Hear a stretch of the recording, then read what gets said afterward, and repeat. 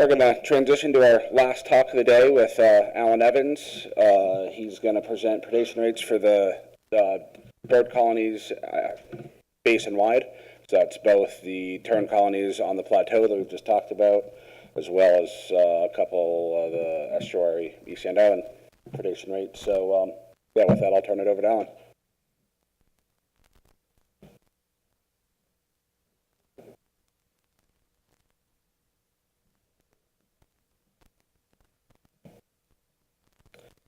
Good afternoon. So I have the honor of giving the last presentation here at AFEP today. This is actually my 20th AFEP presentation, with one presentation per year for the last 20 years. During that, I've had the privilege of talking about a diversity of different topics, but I think really none of those have compared to avian predation. It's challenging, it's contentious, and predation impacts by colonial water birds pose a real and substantial threat to juvenile salmon and trout survival in the Columbia River Basin. So I think it's also an important topic from the perspective of fish conservation. To make sure that I acknowledge folks, I'm going to do it now instead of later. My co-authors are up here. There's a lot of folks that have contributed to this research. I want to specifically thank and acknowledge the U.S. Army Corps' Portland District, the Walla District, and the Bureau of Rec, and especially for support and guidance from Jake MacDonald, Dave Trachtenbark, and Mitch Muma. So the project goals here are pretty straightforward. It's to recover pit tags that were implanted in juvenile salmonids on Caspian tern and double-crested cormorant colonies to estimate ESU or DPS or population-specific predation rates, which are defined here simply as the proportion of available fish consumed by birds. Those predation rates in turn are used to evaluate the relative susceptibility of different groups of fish, different populations of fish, different rear types, different migration histories of fish to Caspian tern and double-crested cormorants nesting in the Columbia River Basin, and also, and most germane to this talk, to evaluate the efficacy of tern and cormorant management actions to reduce predation rates, specifically at those managed sites. So the ubiquitous colony map that you guys have been seeing is shown here. I'm showing here really just the large Caspian tern and double-crested cormorant colonies in the region, and I'm going to talk about those in sort of two different sort of buckets. The first bucket is downstream of Bonneville Dam, which is just referred to as the Columbia River Estuary. Management took place on East End Island, where there's both the Caspian tern and double-crested cormorant colonies. As Aaron and Dan also mentioned, there was also colonies on the larger size colonies on the Astoria-Megger Bridge, and Caspian terns continue to prospect and attempt to nest on Rice Island in the upper Columbia River Estuary. Upstream of Bonneville Dam, which is referred to as the Columbia River Plateau, or sort of the inland sites, we're dealing just with Caspian terns as far as the management plan is concerned. And of course the managed sites are at Potholes Reservoir, Goose Island, and surrounding islands, and at Crescent Island. There is also a number of unmanaged active Caspian tern colonies, and in 2018 those were largely located at Lake Lenoir, Sprague Lake, and the Blaylock Islands. Another additional note about this graph is the orange indicates those sites that are actively being managed. The black dots represent sites where there's unmanaged, but there's data, and the open circles represent sites that are unmanaged, but pit tag data was not collected, so we don't know the impacts from birds at those particular sites. So I'm going to show you a series of these tables. I'll take you through the first one. They're pretty simple. The first column here just shows the group of fish that we're talking about, and then the next column shows predation rates with a note about whether that colony site was a managed or unmanaged colony site, and then some historical context about when the data was collected. So I'm going to start off with predation rates from the managed colony sites upriver, specifically at Potholes Reservoir and Crescent Island. And as one can imagine, if there's no birds, there are no predation impacts, which we've just shown here as less than 1%. Again, efforts were successful at preventing colony formation at both Goose Island and Potholes Reservoir and elsewhere in Potholes Reservoir and on Crescent Island. At the unmanaged sites, we have no data for the Sprague Lake colony. It was a relatively small colony of approximately 80 nesting pairs in 2018. At Lenore Lake, which is adjacent to the Middle Columbia River, fish were commuting to the Middle Columbia River to forage, but predation rates were quite low, less than 1% for all the groups of fish that we were able to evaluate. The highest rate observed was on Upper Columbia River steelhead at 0.8%. Of course, the big colony in the Columbia River Plateau region, tern colony this year, was again at the Blaylock Islands with about 300 nesting pairs. And here we see more substantial or appreciable predation rates. Again, we see this pattern where steelhead are much more susceptible relative to their availability to Caspian tern predation, and we saw predation rates in 2018 of roughly 2 to 3% on the 3 DPSs that we were able to evaluate. Predation rates were quite low, and this has been the case in years past, as well on salmon ESUs at less than 1% for those groups that were evaluated. So let's try to put that in some context. Now I'm going to show you the data, historic average pre-management predation rates from these sites relative to the post-management data. So birds that are nesting at Potholes Reservoir commute to the Middle Columbia River, so it's really the Middle Columbia River populations that are susceptible or vulnerable to bird predation. And prior to management, predation by the Potholes colony was remarkably high, particularly on Upper Columbia River steelhead. On average, about 15.7% of available steelhead in the Middle Columbia River were consumed by this relatively small colony of 400 Caspian terns. Rates were much lower, but still perhaps alarming for Upper Columbia River spring chinook at about 2.5%. So to put that in some context, after management efforts, those rates have been significantly and dramatically declined as a result of management. On average, we estimate about 1% over the course of the management period of Upper Columbia River steelhead were consumed, and less than 0.5% for Upper Columbia River spring chinook. So on the Crescent Island, these are what the historic average rates for Crescent Island looked like prior to management.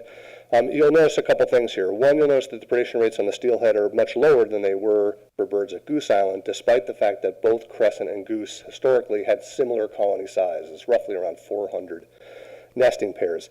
One of the reasons the predation rates are lower is that the location of Crescent Island is downstream from the confluence of the Snake and the Columbia River. So not only are fish from the Upper Columbia River ESU susceptible, but also fish that are coming from the Snake are susceptible. So while the impacts from crescent birds are in general lower historically, they're also more diverse. There's more groups of fish that are susceptible to predation impacts. So predation impacts on steelhead range from roughly about 2 to 4%, and were a percentage point or less historically, pre-management, I should say, for salmon ESUs. Again, to put that in context, the Crescent Island nesting site was completely eliminated in all 4 years of the management period, so predation rates were, 0 or presumably close to 0 following management actions. So that's the good news. Of course, when we're dealing with predator preys in these large complex systems, there's things get complicated, and here's a little bit of bad news. And the bad news is that relocation of Caspian terns that were formerly nesting at Crescent and Goose and relocated downstream the John Day Reservoir to the Blaylock Islands. So prior to management, this was a pretty small colony. It averaged roughly 50 nesting pairs per year with limited productivity. And as one can imagine, with such a small colony, predation rates were relatively small, less than a percentage point for those groups that were analyzed. Following management, the colony went from roughly 50 pairs to roughly 500 pairs on average, and predation rates were significantly higher. So following the management period, predation rates at the Blaylocks have averaged about 4 to 5% on Snake River DPSs, and have been about a percentage point or close to a percentage point for salmon ESUs. So impacts from some of these other colonies. The data is a little bit more sparse, but in general, the results suggest that the relatively small colony on Lenore Lake, predation rates have been less than a percentage point over the course of the last few years. Similar story for Banks Lake, although in some years Banks Lake predation rates can be elevated. In general, they tend to be less than a percentage point for most groups of fish. In the Sprague Lake, there's very limited data, but where we have it, 2012 is 1 year, predation rates were less than 2% of the available groups of fish.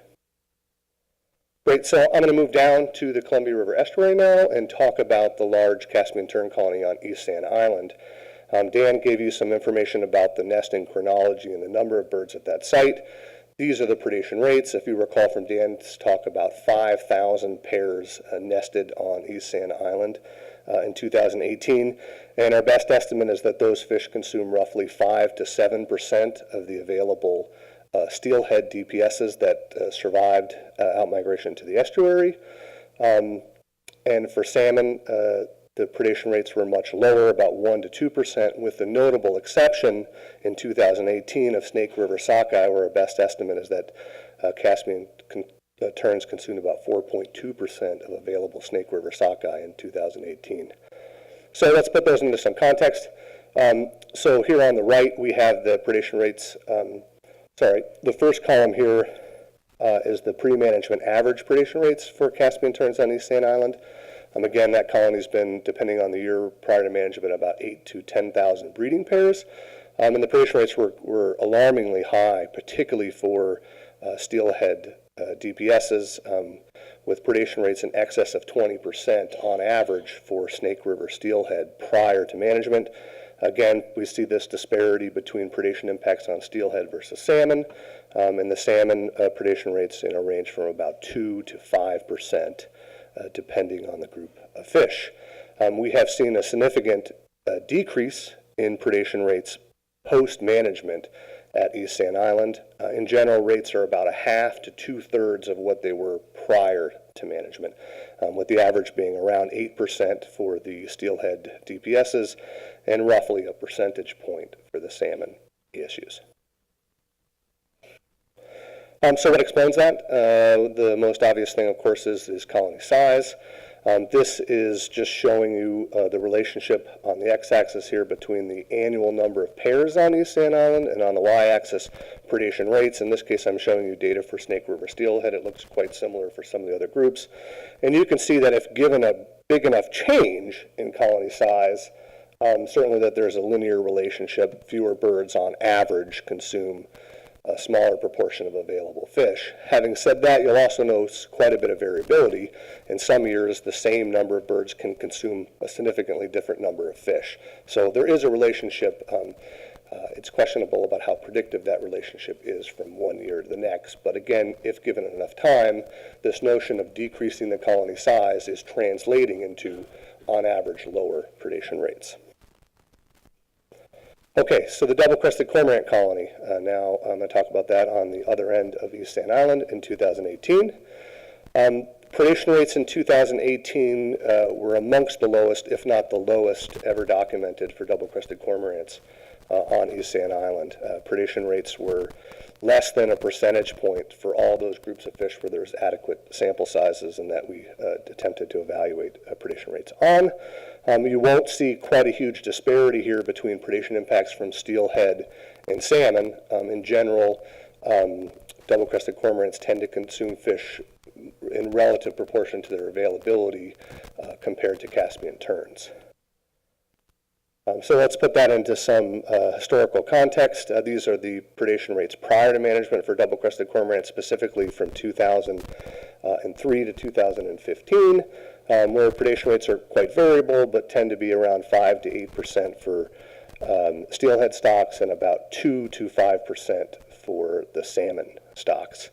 And again, if we compare that just to the data from 2018, rates are significantly lower. Aaron mentioned that the colony size in 2018 was around 3,600 pairs.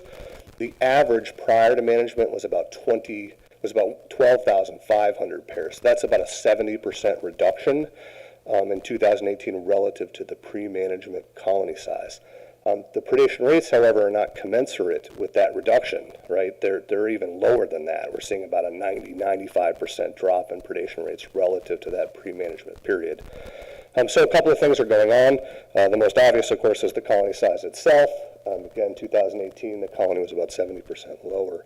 The other factor that explains these really low predation rates by double-crested cormorants that were nesting on East Sand Island in 2018 is the overlap between the availability, in this case of pit-tagged fish, and the attendance of double-crested cormorants on East Sand Island. So here the blue bar is simply the proportion of pit-tagged fish throughout the migration that were last detected at Bonneville Dam, and the bars in yellow here represent the attendance of double-crested cormorants.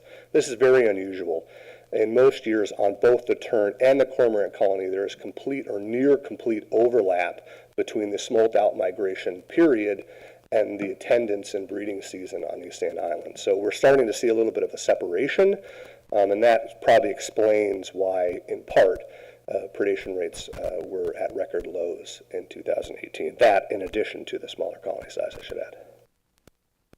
Great, so a couple of take-homes, simple take-homes. For predation by Caspian terns in the Columbia Plateau region, predation was eliminated at the managed colony sites at Crescent and Potholes Reservoirs. Predation rates at many of the other unmanaged incipient sites or other colony sites in the area were relatively low, with the exception of Blaylock Islands, which is this lone sort of holdout in the Columbia Plateau, where predation rates were in excess of 2% for some ESA-listed ESUs and DPSs.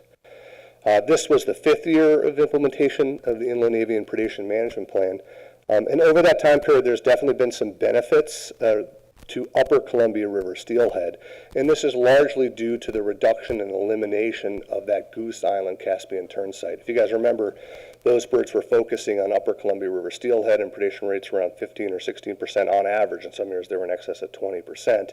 They've been brought down to a percentage point or less. However, that's not completely the case for Crescent Island, where birds from Crescent relocated downstream to the Blaylock Islands. So unfortunately, the Snake River stocks predation rates are similar to, and in some cases higher than they were prior to management, due to that movement of birds from Crescent to the Blaylock Islands.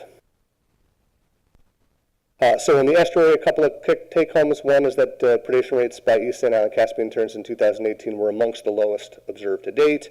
Those predation rates are roughly commensurate with reductions in colony sizes. As Dan mentioned, the colony size and the predation rates are not quite to the level that NOAA had specified in the RPAs. However, it's getting close. A caveat here, however, is that Caspian terns continue to attempt to nest on Rice Island in the upper Columbia River estuary.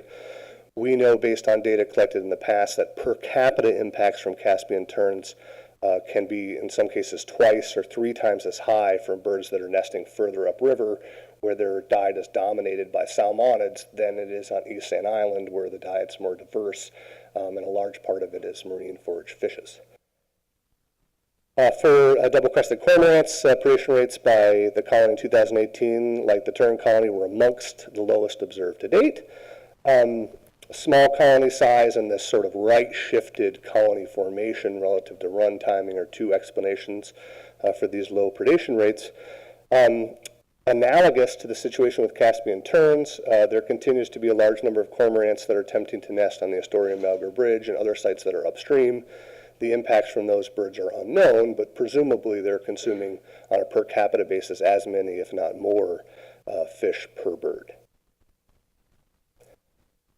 That's what I got for you. Any questions?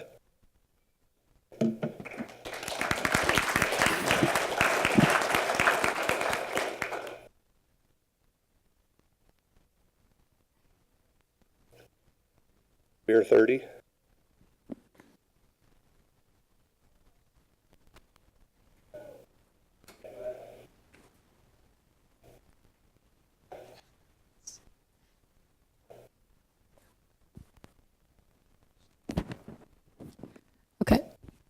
Alan, have you or have the AMT thought about, how to characterize or quantify the predation rate from the colony, under Astoria-Melgar? We've thought about it. I think pit tag recovery is not a viable option or a safe option at that particular site, nor would the input parameters that we use regarding deposition probabilities apply to that site. So we were asked actually by the AMT a couple of years ago to put out sort of a pre-proposal about ways to address that question. One way is to look at historical data where birds were nesting upstream and close to Astoria-Melgar Bridge, and to do a sort of a retrospective analysis to come up with the general per capita relative comparison of predation rates. A way to get current data, however, from the bridge is more likely going to have to involve an active telemetry study involving fish, where there's actually antennas on the bridge and fish are tagged, and the proportion of those fish that are tagged that are consumed are then documented at the bridge. Does that answer your question, Cindy? Kind of.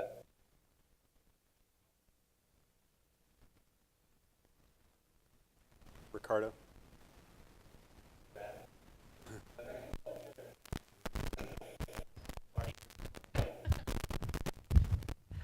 I was curious on the graph where you showed the smolt outmigration didn't fully overlap with the bird attendance on the nests. Do you think that was due to a later smolt outmigration or early nesting activity, or a little of both? A little bit of both. So here's another way to look at that data. The green here is, the yellow line, squiggly line here is the double-crested cormorant colony tenants. The green line is the Caspian terns, and these shaded bars are the number of pit tag fish last detected at Bonneville Dam by species. So I think it was both. I think the colonies, on average, the colonies formed later, and smolt migration timing this year due to the high flows was a little bit earlier than average. There's quite a bit of variability depending on what group of fish you're talking about, however. So if you were a Snake River sockeye, and I mentioned the predation rates were 4% for Caspian terns, which is the highest rate we've ever seen pre and post management, and that's probably due in part to the fact that a lot of the tag steelhead and yearling chinook were out of the system at the time the tag sockeye showed up in the estuary.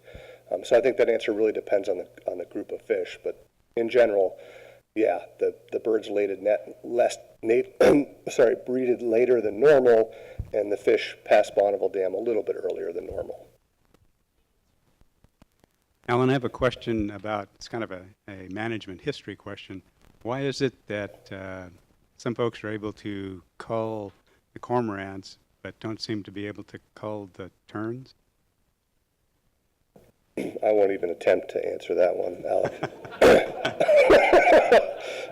I think it's a valid question, but yeah, I don't have an historical management answer for you other than double-crested. There was a precedence to manage double-crested cormorants on the East Coast. There was concerns over predation at aquaculture facilities on the East Coast, and perhaps that precedence, made it more palatable to try to cull cormorants and not to try to cull terns. But I think the real answer is probably a lot more complicated than that. Thank you.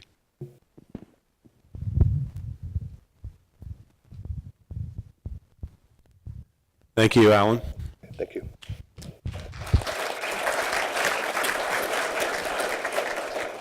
So that